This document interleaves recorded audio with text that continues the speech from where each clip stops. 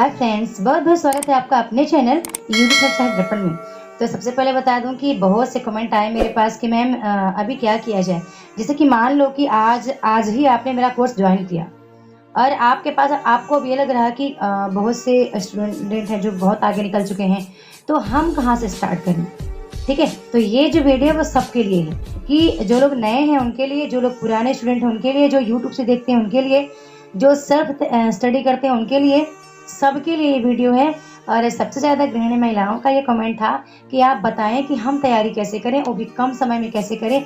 हम डेली का मतलब सुबह से शाम तक तो हम काम करते रहते हैं, फिर हम कितना पढ़ें, कितने घंटे पढ़ें, पेपर 1 को कितना पढ़ें, पेपर 2 को कितना पढ़ें, मैम लिख के तैयार करें कि नहीं करें। बहुत ज़्यादा कमेंट है इनके।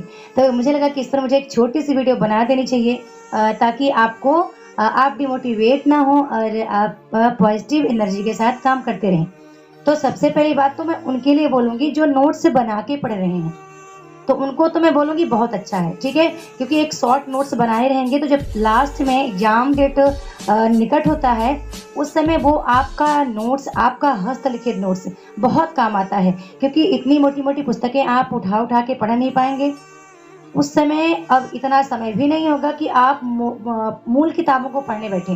तो एक शॉर्ट नोट्स यदि आपने बना लिया है तो बहुत बढ़िया है, ठीक है। बनाने का तरीका मैंने ऑलरेडी बहुत बार कोर्स में बताया है, यूट्यूब पे भी बहुत बार बताया है, मेरी पिछली वीडियो में ऑलरेडी आपने देखा होगा। लेकिन यदि आप एक गृहिणी हैं और आपको लगता है कि आप नोट्स नहीं बना पाएंगे, नहीं बना सकते हैं, आपको समय नहीं मिलता है, तो ऐसा नहीं है कि नोट्स नहीं बनाएंगे तो एग्जाम नहीं निकलेगा। एग्जाम तब भी क्वालिफाई होगा, लेकिन उसके लिए आपको मेरे तरीके से पढ़ना होगा। जैसे मान लीजिए कि अभी चलो आप सेल्फ स्टडी कर रहे हो, आप किसी कोर्स में नहीं हो, ये बात पहले उनके लिए बोलती हूँ। फिर उनके लिए बताती हूँ कि जो ऑलरेडी कोर्स में हैं, जिनको हर चीज़ें मतलब परोस दिया गया है, मतलब हर चीज़ें आपको मिल गई हैं, आपको लाइव क्लास मिल रही है, PDF मिल रहा है, हर टाइम मैं आपको बताने के लिए हूँ। मैंने भी कहा भी है ग्रुप वालों के लिए कि आप 24 घंटे सातों दिन किसी भी समस्या को लेकर के, यानी कि नेट की तैयारी के अकॉर्डिंग आप मैसेज कर सकते हैं, कॉल कर सकते हैं, व्हाट्सएप कर सकते हैं, अपनी समस्या का समाधान पा सकते हैं। लेकिन जो यूट्यूब के दर्शक हैं वो मेरी वीडियो देखते हैं, लेकिन वो क्या करें, तो तैयारी के दौरान यदि पॉसिबल हो तो आप नोट्स बना लें। यदि आप गृहिणी हैं और आपको टाइम नहीं मिलता तो आप बिना नोट्स बनाए भी एग्जाम को निकाल सकते हैं। बस आपके पास पुस्तकें बेहतर होनी चाहिए। हमेशा उस दिशा में तैयारी करें जिस दिशा में जैसा क्वेश्चन आता है NTA के द्वारा। 1-2 बार प्रीवियस क्वेश्चन पहले उठा के देख लीजिए, इसके बाद अपनी तैयारी स्टार्ट करें। लेकिन जो ग्रुप वाले हैं और जो क्योंकि प्रत्येक को तो कॉल पे रिप्लाई देना पॉसिबल नहीं हो पाता ना, मैसेज तो चलो मैंने कुछ भी हाँ हूँ करके बोल दिया जो भी हुआ। अब ये मैं आप सबको रिप्लाई देके बोल रही हूँ, यदि आप गृहिणी हैं, आप नोट्स नहीं बना सकते, आपको लिखने का टाइम नहीं मिलता, तब भी आपका एग्जाम क्वालिफाई होगा। और बहुत ज़्यादा एग्जाम्पल मेरे पास हैं ऐसी। मैंने पिछले बैच में देखा था कि कई ऐसी हमारी सखियां हैं, महिलाएं हैं जिनकी एज 53 वर्ष हो चुकी थी। एक हमारी मित्र हैं गुजरात से, उनकी एज 53 वर्ष थी, फिर उन्होंने पिछले सत्र में नेट निकाला मेरे साथ जुड़ करके। अब ऐसा नहीं कि दिन भर वो नोट्स ही बनाते रह गए, वो बहुत फोकस करते थे लाइव क्लास पे, मेरा PDF रीड कर लेते थे। तो यही आपको करना है। एक बार यदि आपको टाइम नहीं है नोट्स बनाने का तो नोट्स के पीछे मत भागिएगा और कि आप डिमोटिवेट हो जाएं कि अब आपका एग्जाम नहीं निकल पाएगा। और इतनी बड़ी बड़ी पुस्तकें, इतने बड़े बड़े PDF, क्योंकि PDF ऑलरेडी मेरे ख्याल से 1000 पेज का होगा, 1000 पेज का जहाँ तक मुझे लग रहा है PDF होगा। एक बुक के लेवल का PDF ऑलरेडी तैयार हो चुका है।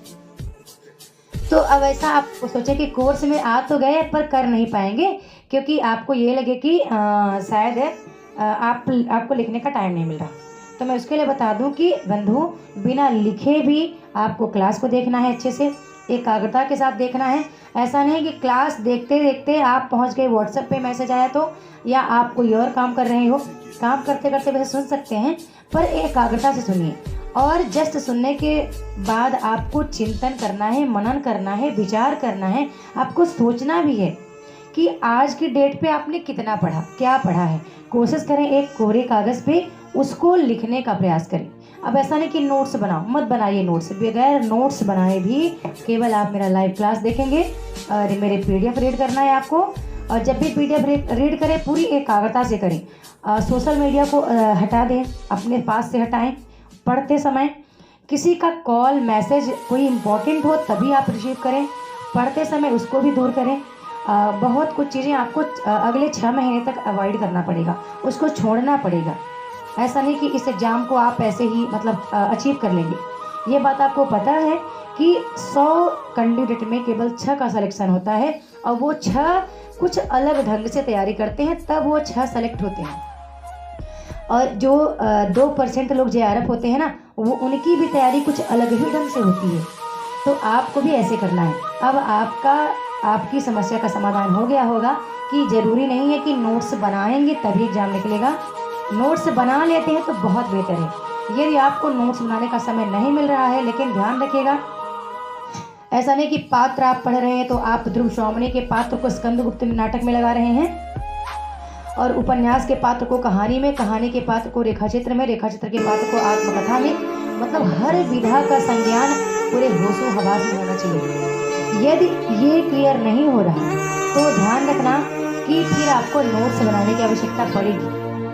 अभी भी जब भी आप कोई चीज़ पढ़ रहे होते हैं तो उसको एक बार विचार करें। कुछ भी काम करते करते विचार करें। लेकिन मैं ऐसा नहीं कि मैं दिन भर स्टडी करती रहती हूँ, दिन भर मैं पुस्तक ही लेके बैठती हूँ। ये आपको पता है, घर परिवार गृहस्थी काम बहुत ज़्यादा होता है तो बहुत कम टाइम होता है कि मैं मतलब लगभग 2-2.5 घंटे होता है मेरे पास। उसी में मुझे अब कोर्स को पढ़ाना है, मेरे डाउट क्लियर करने हैं वगैरह वगैरह। तो इसलिए बोलती हूँ कि आप जब पढ़ो तो मेरे तरीके से पढ़ो कि जितना आपने पढ़ा ना। अभी मान लो कि आज आपने कोई मेरा नाटक लेके बैठा, जैसे कि आपने भारत दुर्दशा को लेके बैठे, आपको नोट्स नहीं बनाना है। अब आप उसको पढ़ते हैं और पढ़ने के जस्ट आधे घंटे ब्रेक लें, कुछ काम वाम करना हो उसको क्लियर करें और उसके जस्ट बाद आप एक कोरे कागज़ को लेके बैठें और सब चीज़ें आप क्लोज कर दें। पूरा पीडीएफ, लाइव क्लास, मॉक वगैरह, मोबाइल को भी आप इस तरह से तैयारी करेंगे तो ऑलरेडी बहुत सी चीज़ें आपकी क्लियर होंगी। आपको लगेगा भी कि आप में वो सुधार हो रहा है। ठीक है, तो एक छोटी सी वीडियो मैंने आपके लिए बनाई है। उम्मीद करती हूँ कि आपके डाउट क्लियर हुए होंगे कि आपको तैयारी किस तरह से करनी है, आपको कितना पढ़ना है। यदि आप नोट्स नहीं बना सकते हैं तो आप क्या कर सकते हैं कि एग्ज़ाम के लिए आपको सुविधा हो। आपका डिमोटिवेशन जो अभी आ रहा है ना कि अभी आप कहाँ से स्टार्ट करो, तो यदि मेरे कोर्स में है तो इकाई 6 से आपको स्टार्ट करना है। इकाई 6, 7, 8, 9, 10 पहले जो मेरा पीडीएफ उसको रीड कर लेना है और बाकी 20 तारीख से मूल किताब हम पढ़ना स्टार्ट कर रहे हैं। तो मूल किताब पे फोकस करना है। मूल किताब को यदि एक बार भी एकाग्रता से आप पढ़ते हैं या फिर आप लाइव क्लास को फास्ट मोड में देखेंगे, मेरे यूट्यूब की वीडियो जब भी देखें या फिर मैंने बहुत सारी वीडियो मैंने प्राइवेट वीडियो मेरी शेयर की है व्हाट्सएप ग्रुप पे, उसको भी यदि आप फास्ट मोड में देखते हैं तो वो बहुत आपके लिए लाभदायक है। क्योंकि मैंने तो कहा है पूरा कोर्स कंप्लीट कराने के लिए तो आपको बेझिझक तैयार करना है। 2-3 चीज़ें आपको क्लियर होनी चाहिए कि किस इकाई से कितने क्वेश्चन बनते हैं, ये बात आपको क्लियर होनी चाहिए। एक बात और क्लियर होनी चाहिए आपको कि प्रश्न कहाँ कहाँ से कौन कौन से टॉपिक से अधिकतम प्रश्न आते हैं। चाहे मैं बात करूँ पेपर 1 की या मैं बात करूँ पेपर 2 की, ठीक है, दोनों चीज़ें आपकी क्लियर होनी चाहिए। और मैंने कहा भी है ग्रुप वालों को कि 24 घंटे 7 दिन आपको कॉल मैसेज अलाउ है कोई समस्या के समाधान के लिए। और बस इतना ही करना है। अब आपने समझ लिया कि ज़रूरी नहीं है कि आप पीडीएफ बनाएंगे लिखेंगे तभी आपका एग्ज़ाम निकलेगा। यदि आप एकाग्रता से पढ़ते हैं पूरे मन से कि जितना आपने पढ़ा ना उसका कम से कम 40% आपके दिमाग में होना चाहिए। पूरे उस समय ही पात्र याद हो जाना चाहिए। उस समय आपको नाटक के अंकों को याद रहना चाहिए, कितने अंक में है, अंकों का स्थान याद रहना चाहिए कि किस अंक के स्थान का क्या शीर्षक नाम है। फिर इसके बाद आपको उसी नाटक का विषय वस्तु, उद्देश्य, नाटक किससे प्रभावित होकर लेखक ने या नाटककार ने लिखा है, या फिर उस नाटक को किस पुरस्कार से पुरस्कृत किया गया है, या फिर आपको पता होना चाहिए कि वो नाटक किस शैली में लिखा गया है। जैसे कि या तो ऐतिहासिक शैली में है या कि धार्मिक टाइप का है, पौराणिक है, हास्य व्यंग टाइप का है, ये बात आपको पता होनी चाहिए। यदि कुछ महत्वपूर्ण चीज़ें आप हर विधा को लेकर के तैयार रखते हैं तो शायद है कि परीक्षा में आप बहुत अच्छा कर पाएंगे। रही बात संवाद की, तो संवाद आपका तभी क्लियर होगा जब आप मूल किताबें या तो पढ़ रहे हैं या तो कहीं ना कहीं से आपको कुछ मूल कथन प्रोवाइड किए जा रहे हैं। ओके, तो आई होप कि आपके डाउट क्लियर हुए होंगे। आप इस छोटी सी वीडियो को लाइक कर सकते हैं, शेयर कर सकते हैं और चैनल को सब्सक्राइब भी करें जो लोग नए हैं यूट्यूब पे। और बाकी बहुत बहुत धन्यवाद। किसी डाउट के लिए आप मुझे कॉल मैसेज मेरे ग्रुप वाले ज़रूर कर सकते हैं। ओके, आई होप कि आपका डाउट क्लियर होगा। यदि नहीं हुआ होगा तो एक छोटा सा कमेंट जरूर छोड़ें कि मैम एक बार व्हाट्सएप पे जो भी टॉपिक आपको लग रहा है कि नहीं समझ में आता, जो भी लग रहा है कि कोई बात है जो मैंने बताया आपको समझ में नहीं आया, या जो भी प्रश्न आपके माइंड में आता होगा, हो सकता है बहुत सारे प्रश्न आपके निकले मन से, तो कमेंट सेक्शन में ज़रूर लिखें। धन्यवाद।